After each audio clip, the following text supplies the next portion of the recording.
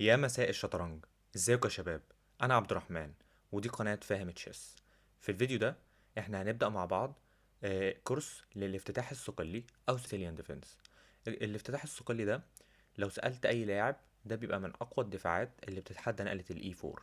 طيب، انا هشرح لكم الدفاع الصقلي ازاي.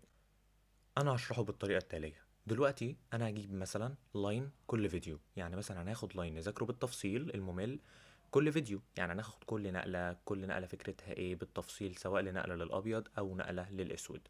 طيب، هل انا مثلا متقن للافتتاح الصقلي؟ لا، انا مش متقن للافتتاح الصقلي.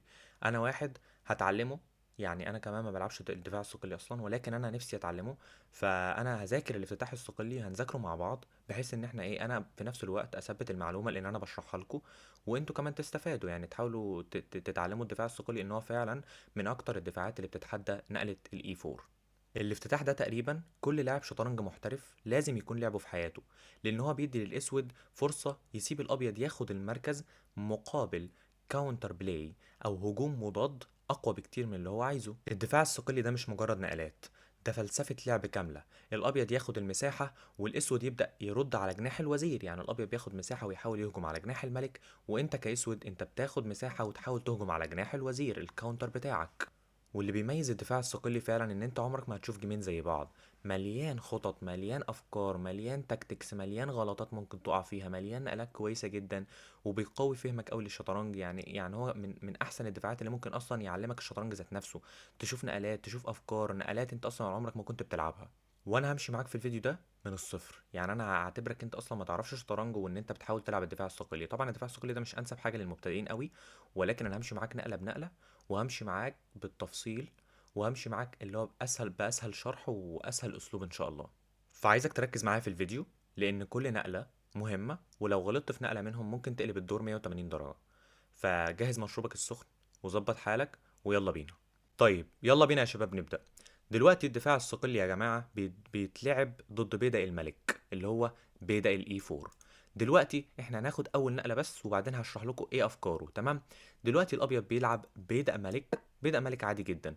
دلوقتي اولا فتح للكوين، فتح للبيشب، ودلوقتي الابيض بيحاول يعمل اكتيفيت وبياخد السنتر، اهم حاجه بيحاول يضرب في الوسط ويفتح للقطع بتاعته ينتشر، ويحاول ان هو يهجم على جناح الملك. طيب، هنا الصقلي النقلة المميزة ليه وهي نقلة السي 5. دلوقتي السيسيليان ديفنس أو الدفاع الصقلي. طيب، إيه أفكار الدفاع الصقلي؟ أول حاجة من أول نقلة فكرتها إن بدأ السي 5 ده لو تلاحظ طلع باصص على مربع الدي 4 ومربع البي 4. طب ايه وظيفته لما يكون باصص على مربع الدي 4؟ انت هنا مانع ان هو يلعب دي 4 مره واحده. يعني ايه مانع ان هو يلعب دي 4 مره واحده؟ يعني هنا لو قرر ان هو يلعب دي 4 مره واحده، وهي دي مش افضل نقله للاسف، واللي اسمها سميث مورا جامبت، هنا انت هتاكل بيدق في بيدق. وهنا لما ياكل بالكوين، هنا انت هتطلع عليه بتيمبو بالحصان، وهنا مضطر يحرك الكوين، وهتبقى انت عندك اسبقيه في الانتشار او ليد ان ديفلوبمنت. طيب، فهنا هو مش هيعمل كده، هو هنا مش هيلعب لك دي 4 على طول. فهنا اكتر نقله بتتلعب هي ايه؟ ولكن قبل ما نشوف اكتر نقله بتتلعب هي ايه، ايه افكار اصلا السيسيليان يا جماعه؟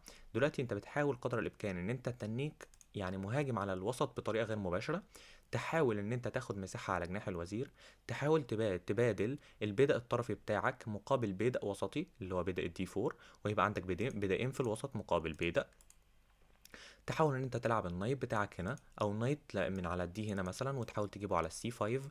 تحاول تجيب الروك على السي 8، لان العمود ده هيبقى مفتوح ليك، يعني العمود ده هيبقى مفتوح، فالبدأ ده مش هيبقى موجود لما انت تبادله مع بداية دي 4. فهتجيب الروك على سي 8، كوين على سي 7، وهنا الابيض بيبقى اشكاله ان هو بيبيت طويل، فتحاول ان انت تلعب الكاونتر بلاي، البلاي بتاعك كده. يعني انت ايه، هتحاول تهاجم على جناح الوزير. انا عارف ان انت دايما ايه، بتشوف جناح الملك دايما لازم اهاجم على جناح الملك، ولكن الاكتر اصلا الابيض بيلعب هنا اكتر حاجه ان هو بيهاجم على جناح الملك بالبادئ ديت، وبيهاجم بكل قطعه، وهو بيبيت على جناح الوزير. فهو مش هيبيت على جناح الملك، هيبيت على جناح الوزير. فلازم ان انت في الدفاع الصقلي ان انت تحاول ان انت مثلا تلعب A6 B5 في افتتاح، زي مثلا فكره النايدورف. وبالمناسبه النايدورف هو ده اللي هناخده مع بعض المره دي، يعني احنا المره دي هناخد السيسيليان ديفense الاوبن، النايدورف، وتفريعا منه اللي هو الانجليش اتاك. تمام؟ هو ده اللي هناخده مع بعض المره دي. دلوقتي انت فهمت نقله السي 5 عايزه ايه، عايزه ان هي تمنع الدي 4 على طول، وداخله يعني ايه، بتهاجم على الوسط بطريقه غير مباشره. طيب، هنا الابيض هيلعب ايه؟ هنا الابيض هيلعب نايت على الاف 3. نايت على الاف 3. دلوقتي انت مهاجم على المربع الاي 5، بتمنع نقله الاي 5 على طول، وبتدعم نقله الدي 4. يعني انت دلوقتي لو عايز تلعب دي 4 هتلعبها، لان الحصان داعم ومش مضطر تاكل بالكوين، انت هنا ممكن تاكل بالحصان. طيب هنا انت هتلعب ايه؟ هنا انت هتلعب دي 6. فكره دي 6 ان انت طلعت دعمت البيدق، وهنا برضو فكره دي 6 انها بتسمح لك ان انت تنط بالحصان هنا من غير ما يكون في دفع البيدق في وشك، وده طبعا هنشوفه دلوقتي بالتفصيل. وفي برضه فكره ان انت هنا مش تلعب الدي 6 وتلعب اي 6، ولكن دي هقولها لكم في اخر الفيديو لانها فيها فخ، والابيض يعني في اوقات كتير بيقع فيه، فحاول افتكر ان انا لازم اوريكم نقله الاي 6 ديت بيبقى في ايه الفخ اللي فيها.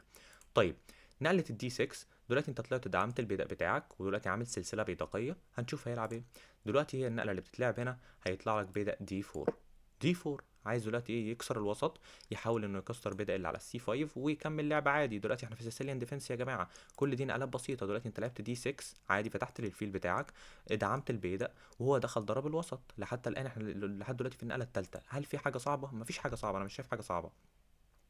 حتى الان بتشوف الاول نقلات بسيطه، اللي هي السي 5 اتلعبت ليه، نقله الدي 6 اتلعبت ليه، عشان تدعم البيدق، وعشان لما تيجي تلعب نايت على الاف 6 ما يبقاش في دفعات بيدقيه في وشك، بسبب ان في بيدق على الدي 6 داعم المربع ده. هنا يا غالي انت هتاكل بيدق في بيدق وانت مبسوط. هنا انت بادلت بيدق من على عمود السي ببيدق وسطي مهم اللي هو بيدق الدي 4. وهنا العمود بتاع السي برضو اتفتح لك، لان انت ممكن هنا مثلا تلعب نايت بيت دي 7، نايت على السي 5، البيشوب ده ينتشر هنا مثلا، وتجيب الروك على السي 8، تجيب الكوين هنا، وتحاول ان انت تهجم على جناح الوزير. طيب هنا الجيم هيكمل ازاي؟ هنا مش هياكل بالوزير عشان برضه هيسمح لك بالتيمبو، فهنا هياكل بالحصان. دلوقتي نقلة الحصان، طلع بالحصان على الدي 4. الحصان الدي 4 ده حصان قوي، ولكن دلوقتي انت هتحاول ان هو كده كده ممكن ينطرد في نص الدور، تمام. دلوقتي انت هتلعب نايت على الاف 6. دلوقتي انت طالع بالحصان مرتاح، صح؟ فكره نايت على الاف 6 يا جماعه ان انت دلوقتي عادي بتطور قطعك. هنا بقى انت مش هتلعب مثلا جي 7 بيشوب هنا وتخش في تفريع الدراجون والاكسلريتد دراجون، احنا هناخد الحاجات ديت قدام، اللي هو في الفيديوهات اللي جايه. احنا دلوقتي بناخد تفريع واحد، الاوبن فاريشن اللي هو الاوبن سيسيليان، وتحديدا اللي هو الانجليش اتاك اللي جوه الناجدورف او النايدورف، تمام. نايت على الاف 6، طلعت بالحصان على مربع كويس. دلوقتي نقله الاي 5 ممنوعه بسبب بدء الدي 6 اللي واقف حامي، وكمان بعد ما ياكل هتاكل انت طالب حصانه وراه الوزير، فلو اتحرك الحصان هتاكل الوزير وهتمنع تبيته وهتخش في اشكال وحشه جدا. فدلوقتي احنا هناخد مع بعض نقلات، وان احنا نبقى فاهمين افكار النقلات ديت ايه. انا طبعا يا جماعه فكره برضو الافتتاح انا مش عايزكم تحفظوا خالص، مش عايزين نحفظ ولا نقله، انا مش عايزك تحفظ، ولكن عايزك تفهم النقله. افهم النقله ديت لازمتها ايه. يعني انت برضو هنا لما انت لعبت الدي 6 فهمت انها بتامن نطه حصانك على الاف 6 من غير ما يكون في دفعات بيدقيه في وشك، صح؟ فهنا انا عايزك تفهم النقلات وتفهم كل نقله ليه. انت مش بتحفظ، احنا بنلعب يا جماعه شطرنج. شطرنج الرياضه ذهنيه قويه جدا، ومش محتاجه حفظ. حفظ ايه يا جماعه؟ هي فيها جزء صغير جدا حفظ، ولكن اهم حاجه فيها الفهم، واللي هو ايه، ان انت يكون عندك ابتكار وتكون فاهم النقلات ديت شغاله ازاي، يبقى عندك ايماجينيشن وعندك يعني ايه، يعني عمق في الشطرنج من الاخر. طيب نايت على الاف 6، هنا انت طالع ممنوع يدفع البيدق، ودلوقتي انت اللي طالب البيدق اللي على الاي 4. هنا هيلعب لك نايت على السي 3. فكره نايت على السي 3 ان هو بيدعم بيدق الاي 4، وخلاص بيكمل انتشار بالقطع بتاعته. هنا انت هتلعب نايت على سي 6. نايت على سي 6، طلعت بالحصان، تنتشر بالحصان بتاعك، طالب النايت اللي على الدي 4، ولكن انت مش هتكسره. وهنا طبعا لو كسر حصانك هنا، لو كسر حصانك اللي هنا، يعني لو اكل حصان في حصان، هنا انت هتاكل بيدق في بيدق، ومعاك هنا يعني افضليه شويه، لان انت بادئك كلها بشوف بقى عندك 3 بادئ في الوسط، وهو عنده بيدق واحد، فهنا انت عندك افضليه كبيره. مش كبيره اللي هو ايه، عندك افضليه في الشكل يعني، ولكن هو الموقف بقى متعادل. يعني الابيض كان معاه افضليه مثلا 8 من 10 او 6 من 10، بقت افضليه صفر. فاهمني؟ فانت دلوقتي افضل ليك ان هو يكسر حصان، ولكن انت مش هتلاقي حد بيكسر الحصان ده. بعد ما ياكل حصان في حصان، وتلعب انت نايت على الاف 6، وبعدين يلعب نايت على سي 3 يحمي البيضه، وتلعب هنا نايت على وتلعب هنا نايت على سي 6. فكره نايت على سي 6 ان انت دلوقتي داخل الحصانين بتوعك هنا، ولكن ده السيسيليان ديفنس الاوبن الكلاسيكال فاريشن. هل ده اللي احنا هناخده النهارده؟ لا، احنا هناخد مع بعض ايه؟ هناخد مع بعض الناجدورف او النايدورف. طيب ايه النقله المميزه للنايدورف؟ النقله المميزه للنايدورف هي نقله A6.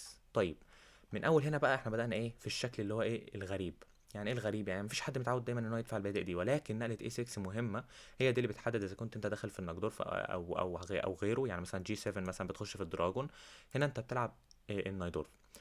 ايه فكره نقله A6؟ اولا كده لو تلاحظ مربع الجي 5، مربع قصدي البي 5، مربع البي 5 مضغوط عليه بالحصان ده، مضغوط عليه بالحصان ده، ومضغوط عليه بالبيشب ده. فدلوقتي التلات قطع باصين على مربع واحد، فانت بتحاول ان انت تمنع نطاط الحصان هنا او نطة الفيل هنا بتشيك، صح؟ طيب ايه كمان افكارها؟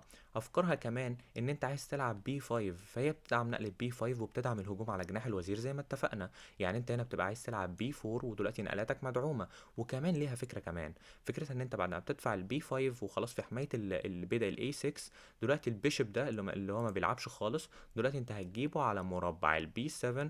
دلوقتي الفيل هيبقى واقف على وتر كويس، واقف باصص على مربع الاي 4 ووراه بيدا الجي 2، واقف على وتر كويس جدا. ليه؟ احسن من مكانه دلوقتي. طيب هنا الابيض هيرد عليك ايه بالظبط؟ هنا الابيض هيلعب لك بيشب على الاي 3. ايه هنا خطة الابيض بالتفصيل بقى؟ زي ما قلت لك خطة الاسود ان هو يحاول يستغل عمود السي، ويحاول يجيب الحصان بتاعه نايت بي تو دي 7، نايت على السي 5، يحاول يجيب الروك على السي 8، كوين سي 7، ويحاول يهجم على الملك اللي هيبيت على جناح الوزير. ايه خطة الابيض؟ افكار الابيض هنا ان هو بيلعب بيشوب اي 3، يلعب كوين دي 2، يلعب اف 3 عشان يزود حماية البدء ده، بحيث ان انت لو لعبت هنا بي 5 في بي 4 والحصان اجبر انه يتحرك، البدء ده ما يسقطش. فنقله الاف 3 مهمه جدا يا جماعه، نقله الاف 3 مهمه قوي. فلازم ان هو يحاول يدعم البدء ده قبل ما يكمل انتشار عادي.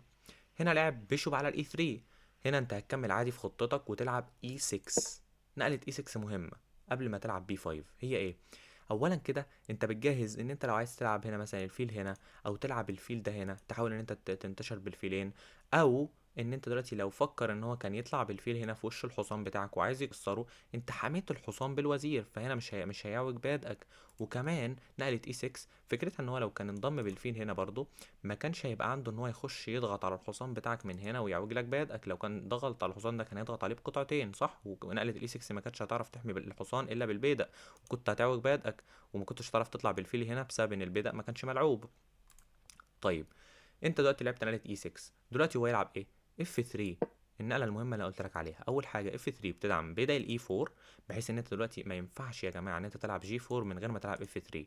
لازم تلعب اف 3 في البوزيشن ده. يعني ايه لازم تلعبه؟ يعني لازم يعني دلوقتي لو ما لعبتش اف 3، بدأ الاي 4 بيبقى سهل الضغط عليه. يعني مثلا تلعب خلاص بي 5 في بي 4 والبدأ ده سقط، او بي 5 بيشب بي 7، ودلوقتي انت باصص على البدأ ده بقطعتين وهتوقع البدأ.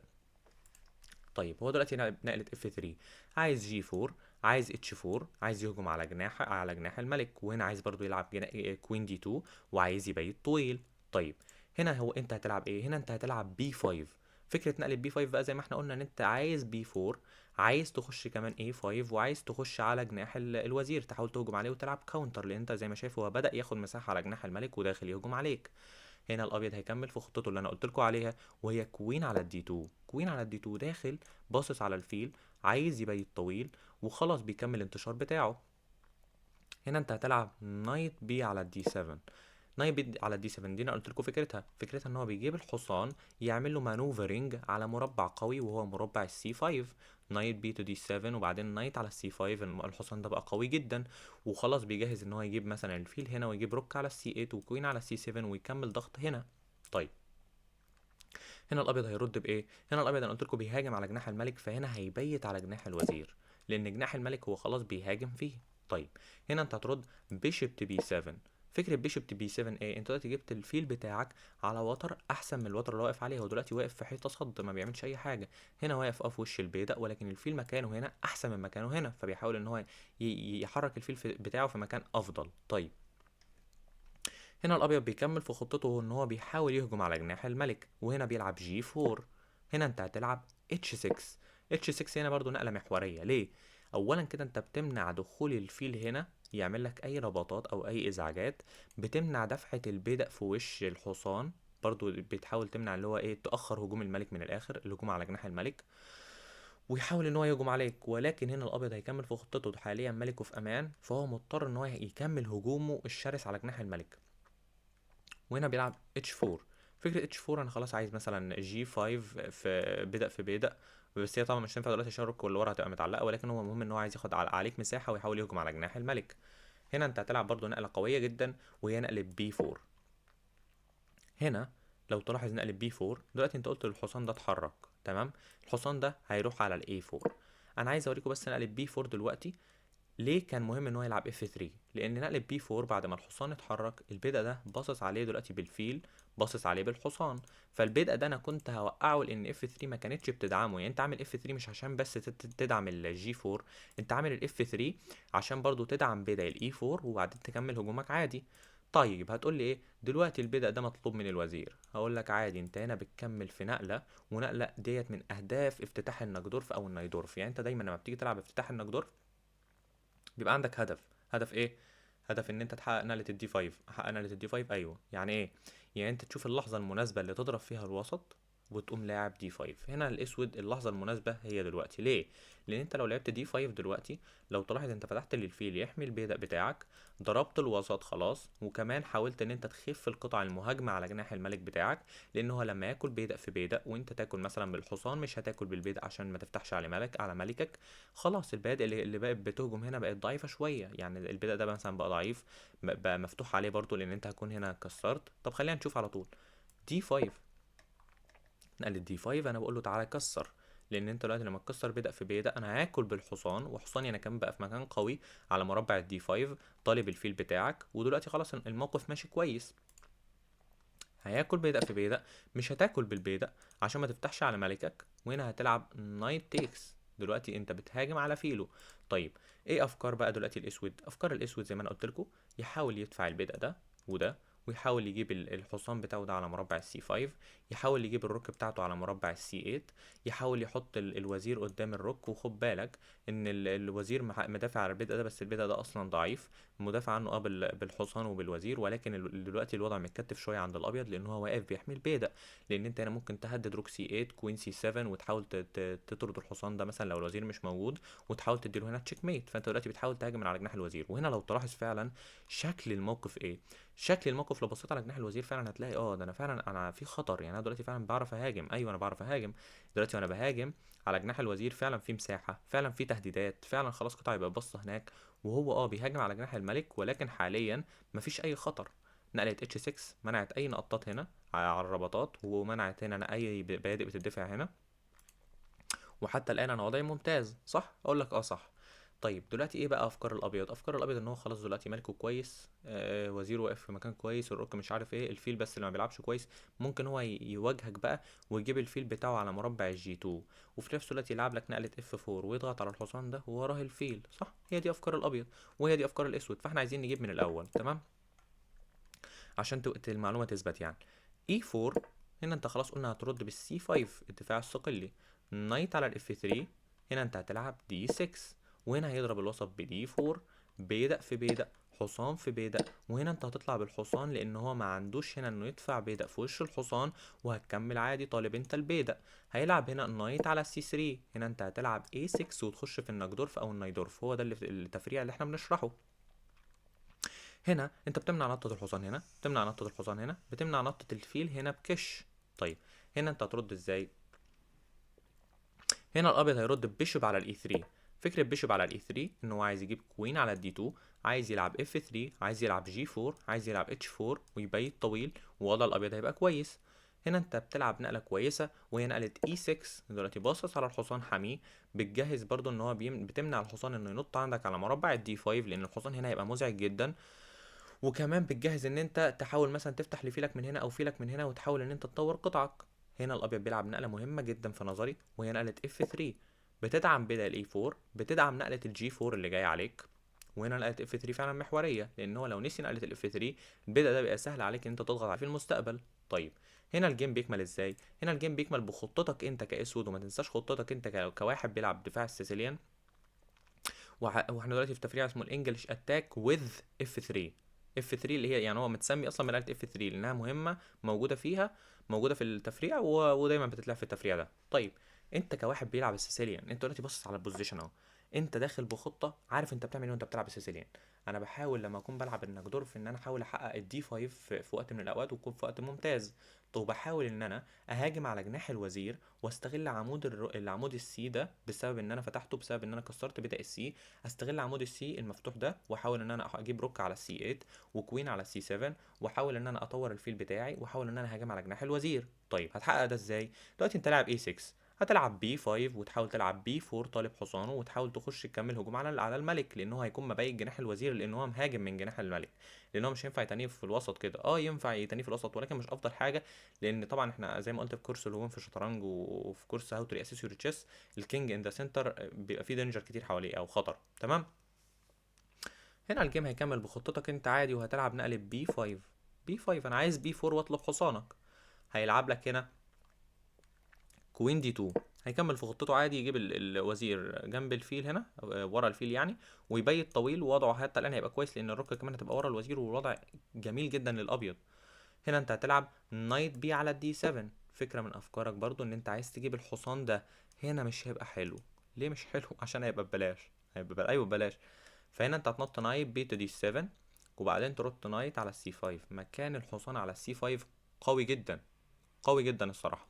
طيب، هنا خلاص هو هيبيت طويل ويبدأ يكمل في خطته. بعد ما بيت هيبدأ هو يهجم عليك من جناح الملك. انت هتكمل ازاي؟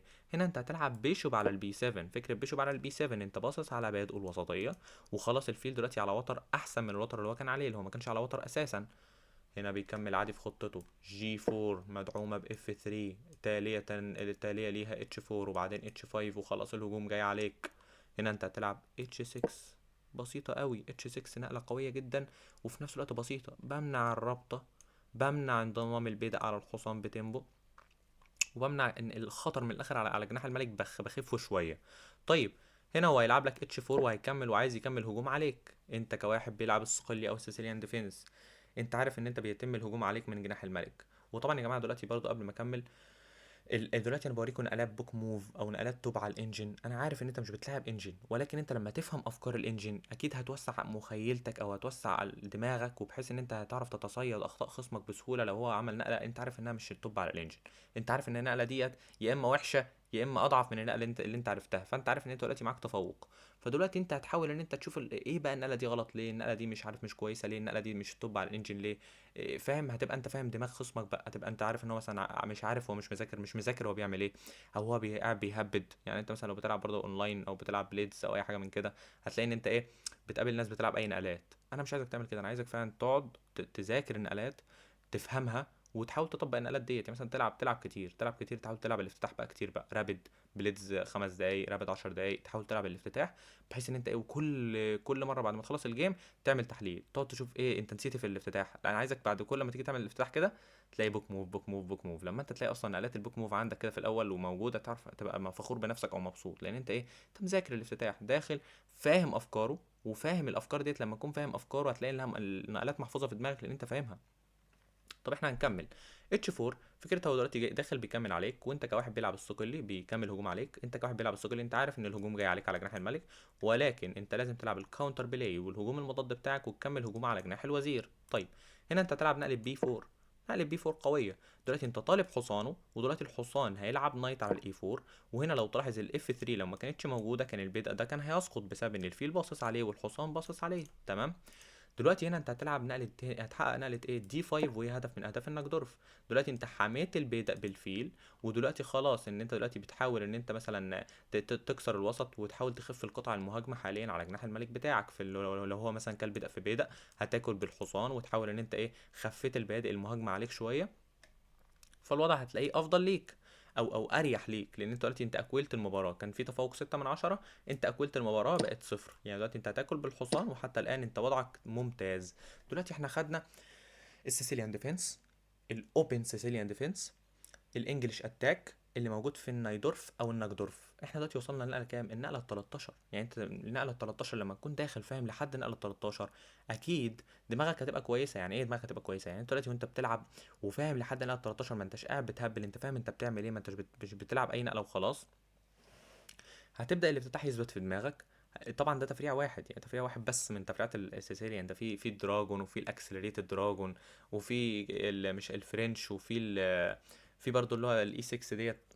والله اسامي كتير. انا بس انا باخد معاكم تفريع بتفريع، وهنذاكره مع بعض ان شاء الله تفريع كل فيديو، نقعد نذاكره مع بعض، نطبق مثلا، يبقى في مثلا مده بعد كل فيديو تطبق عليه تجربه في ادوارك. ممكن برضو لو حابين ابقى اجيب مثلا في الفيديو اللي بعديه انماط وتاكتكس عليه، يعني مثلا انماط وتاكتكس على كل تفريع، نجيب مثلا انماط وتاكتكس ونقعد نحلها مع بعض، بحيث ان الانماط دي تثبت في دماغنا، ونبدا نزود فهمنا للافتتاح الصقلي. طبعا انا الفيرست امبريشن للافتتاح الصقلي الصراحه انا شايفه عميق جدا، ويعني عجبني الصراحه، يعني هو عجبني وشايفه فعلا متحدي قوي للابيض وبينافس.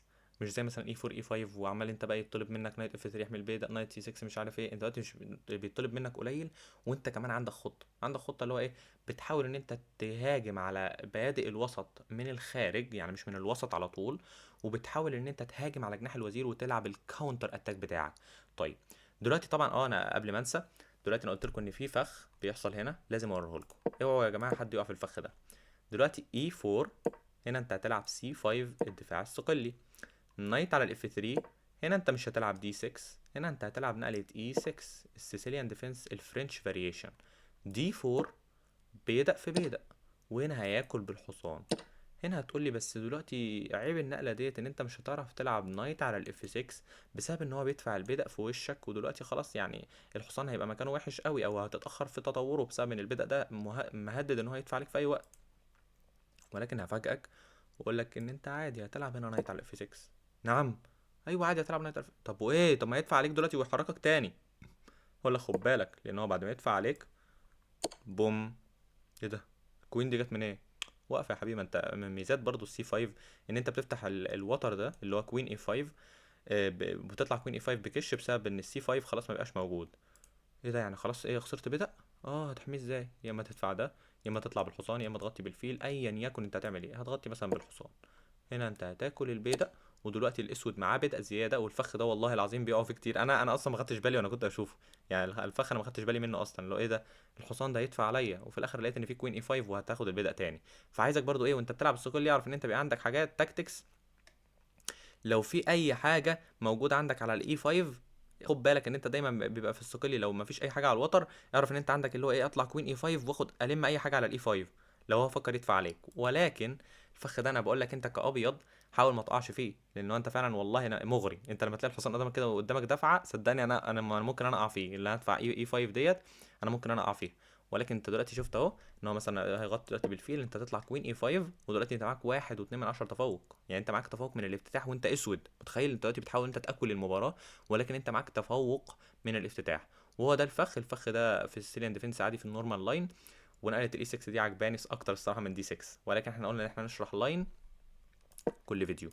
واللاين ده اللي احنا خدناه مع بعض هو السيسيليان ديفنس، الاوبن سيسيليان ديفنس، النجدورف او النايدورف، وتحديدا الانجليش اتاك من الابيض، الانجليش اتاك وذ اف 3. احنا خدنا اللاين ده، والمره الجايه ان شاء الله هنخش في لاين تاني، مثلا ممكن ناخد الدراجون او الاكسلريتد دراجون، هناخد اللاينات دي طبعا. خلينا نبص اخر بص على اللاين، اي 4 سي 5 نايت على الاف 3، هنا انت بتلعب دي 6، وهنا بيلعب لك هو دي 4 سي 6 دي 4، نايت تكس دي 4، وهنا انت بتلعب نايت على الاف 6 مفيش دفعه بسبب بدائل الاي 6، وهنا انت طالب بدائل الاي 4، نايت على السي 3 حمايه البيدق، اي 6 بتمنع، هي ديت نقله المميزه لنجدورف، بتمنع نطاط الحصان هنا او الفيل. بيكمل عليك بيشوب اي 3 الانجليش اتاك عادي، بيحاول يطلع بالفيل بتاعك، وبعدين كوين دي 2، وبعدين يبيت طويل، وبعدين يلعب اف 3 في جي 4 في اتش 4 زي ما قلنا. هنا انت بتلعب اي 6، فكرتها انت بتمنع نطة الحصان هنا عادي، الحصان هنا هيبقى خطير، وبرده كانت منع ان الفيل يجي هنا ويحاول يكسر الحصان ويعوج لك البيادق، وبتفتح للفيلين ان انت تحاول تنتشر بيهم. اف 3 زي ما قلت لكم نقله مهمه جدا، بتحمي بدل الاي 4، وكمان بتمهد للجي 4 في الاتش 4. هنا انت بتلعب بي 5 وبتكمل انت الكاونتر بتاعك وسايبه براحته عادي، سايبه براحته عادي لان انا عندي الكاونتر بتاعي اللي انا عارفه اللي انا داخل عشانه في السيسيليان ديفنس. هنا بيلعب لك كوين دي 2، عارف ان ان هو هيبيت طويل خلاص. هنا انت بتكمل عادي نايب بي على الدي 7، وعايز تجيب الحصان بتاعك على السي 5 على مربع قوي او بوست، هنا هيبيت طويل، وهنا انت تلعب بيشوب على البي 7. طبعا كل النقلات دي يا جماعه انا مش عايزكم تحفظوا اي نقله، عايزكم افهموا كل نقله هدفها ايه. هنا الهدف النقله دي ايه، ان انت تجيب الفيل بتاعك على وتر احسن مما هو موجود، هو دلوقتي واقف مالوش اي، ما بيعملش اي حاجه. وهنا هيكمل هو جي 4 داخل عايز يكمل هجوم عليك. وهنا نقله برده محوريه، لما تشوف انت فيه هجوم عليك كده حاول تشوف هتخفه ازاي، لان انت لو ما لعبتش اتش 6 هيكمل عليك ب اتش 4، وهيكمل عليك انه يربطك بالفيل وخلاص، صدقني الهجوم ده هيبقى فتاك عليك. انت تلعب اتش 6، مفيش دي، مفيش دي، ودلوقتي انا وضعي كويس، مفيش دي، مفيش اللي هو الفيل يجي يربطني، مفيش البدأ يجي يزعجني، خلاص انا واقف مرتاح، وخفيت شويه هجومك على على جناح الملك. اتش 4 انا هكمل هجوم على جناح الملك، انت كمان هتقول له انا هكمل الهجوم على جناح الوزير ببي 4. نايت على الاي 4، وفكرتها دلوقتي ان هو حرك الحصان من التهديد وجابه على مربع امن. ودلوقتي انت هتلعب نقله قلت لكم لازم تشوف هتحققها امتى في النجدورف، لانها نقله تيبيكال او دايما بتتلعب، تشوف تلحقها انت يعني. نقله دي 5، لو تلاحظ هو الابيض ما بقاش عنده بدء على الدي، فانت عارف ان انت اللي بتلعب دايما الدي 5، فتحاول تحققها دايما في النجدورف. لانها نقله مهمه. اولا كان انت حميت البيدق، وده لما خلاص قلت له تعالى كسر، لان هو دلوقتي لما يجي يكسر بيدق في بيدق انت هتاكل بالحصان مش بالبيدق عشان ما تفتحش على ملكك. وبس دلوقتي لحد نقله 13 انت داخل فاهم انت بتعمل ايه، وافهم اللي بعدها بقى انت ايه هدفك بقى. إيه طبعا تتعامل مع تهديدات الابيض، لو في اي تهديد تحاول تجيب الروك على السي 8، كوين على السي 7، نايت على السي 5. إيه تدفع البادئ ديت برضو في وش الملك، وتحاول ان انت ايه تزود هجومك على الملك، وفي نفس الوقت ان انت ايه تخلق هجوم قوي. يعني مش اي هجوم وخلاص، برضه تحاول انت تخلق هجوم قوي من ان هو روك على سي 8 وكوين على سي 7، انت بتحاول تضغط ضغط على الملك. وبرضه في وقت من الاوقات هتبقى نقلت برضه بي 3 دي هتبقى نقله خطيره. وبس كده خدنا مع بعض السيسيليان ديفنس، الاوبن سيسيليان ديفنس، الانجليش اتاك اللي موجود في النجدورف او النايدورف. قولوا لي يا جماعه بقى لو اللاين اللي عايزينه في الفيديو الجاي ايه، يعني ممكن برضو اخد نصيحتكم مثلا إيه اللاين اللي انتوا حابين تشوفوه. وقولوا لي لو الشرح انتوا شايفينه كويس، او حاسين ان انتوا فاهمين ان احنا مثلا بنذاكر مع بعض، حاسين ان انتوا فاهمين الشرح، او مثلا بتكلم بسرعه، او طريقتي في الشرح مثلا شايفين انها مش كافيه او وافيه. قولوا لي بحيث ان انا لو عرفت كده مثلا ان انا ايه ابدا مثلا ابطأ في الشرح شويه، ابدا ان انا يعني اتكلم باستفاضه اكتر. انا بس بقى كمان ما بقاش عايز اطول الفيديو، فاتكلم باستفاضه اكتر، احاول اكرر الشرح، ولكن انا بحاول اقوله مره او مرتين بحيث ان انت ما تزهقش، ولو عاوزت انت تعيد ترجع الفيديو عادي. وبس كده يا شباب. ان شاء الله الفيديو الجاي هيبقى عن ان شاء الله يا اما الدراجون يا اما الاكسلريتد دراجون، ونحاول ان شاء الله ناخد السيسيليان ديفنس مع بعض، ناخد كل تفريعاته ان شاء الله، لان هو دفاع فعلا قوي زي ما قلت لكم. وبس يعني الصراحه الواحد انبسط يعني ان هو كان معاكم وبيذاكر معاكم السيسيليان. انا هلعبه بعد كده يعني، انا ان هو عجبني الصراحه. آم، وبس يعني اشوفكم على خير، اتمنى يومكم يكون جميل يا رب. وبس سلام.